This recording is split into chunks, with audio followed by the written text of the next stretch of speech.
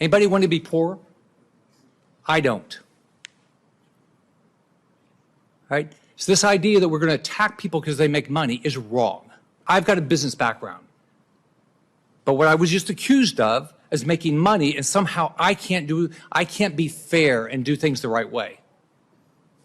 So I think it's disgusting what is going on here. And I don't mind anybody being rich.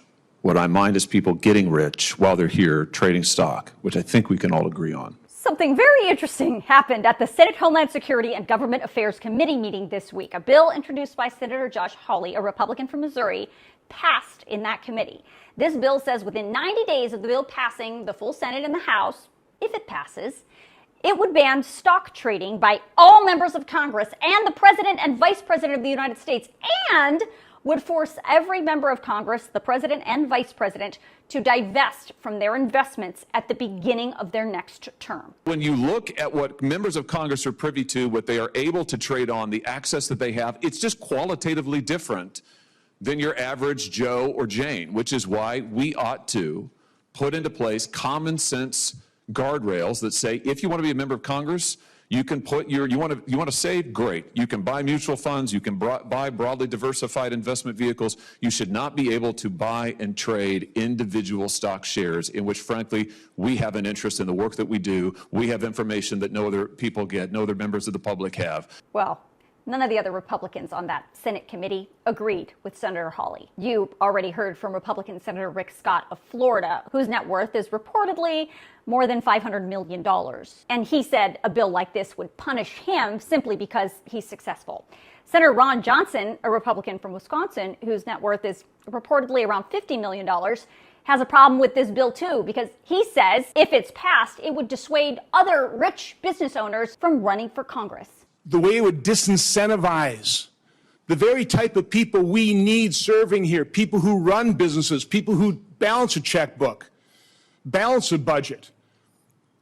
Those people don't want to serve here because we're already making it so unattractive. This would make it vastly more unattractive with all kinds of unintended consequences. So again, I urge my colleagues, vote a strong no against this thing. The Democrats on that committee, who all voted yes on the Hawley bill, have a different view. We are only looking for 535 Americans to serve in Congress out of 330 million people. Surely we can find 535 that understand that when you come here, you have and are held to the highest of standards. You know, that we work jobs whose job descriptions are in the Constitution of the United States. And if you are concerned about how that's going to affect your bottom line, if mutual funds are not good enough for you, then maybe this is not the right job for you. For the record, this bill was originally called the Pelosi Act, of course, as a dig at former House Speaker Nancy Pelosi and all the questions surrounding her extreme net worth. But the bill title was ultimately changed to the Honest Act before these senators voted on it. The other thing about this bill is the end result, again, if it's passed, would not require President Trump specifically to divest from his investments. Not because he was exempt, but because he is not going to have another term in office. As I already reported, the bill says all lawmakers and the president and vice president must come into compliance with the divestment provision at the beginning of their next term. So that wouldn't apply to Trump. But it would apply to everyone else, including Vice President J.D. Vance, if, again, he is elected. He, too, by the way, is against this bill.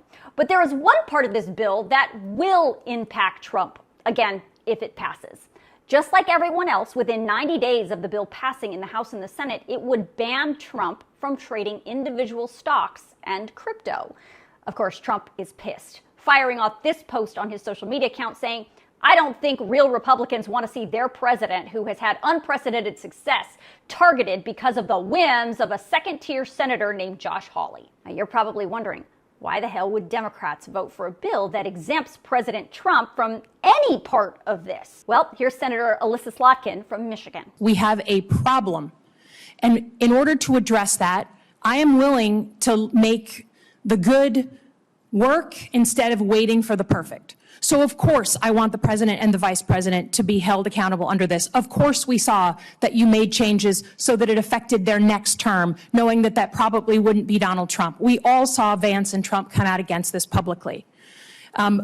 But I think it's important that we at least make a start. Now, this bill is not done yet. There are still some things that could be tweaked, and it is unclear when or if the Honest Act will get to the Senate floor for a vote. But if you want to read it for yourself, I'm going to email it out to you in my Facts HQ email, so make sure you sign yourself up.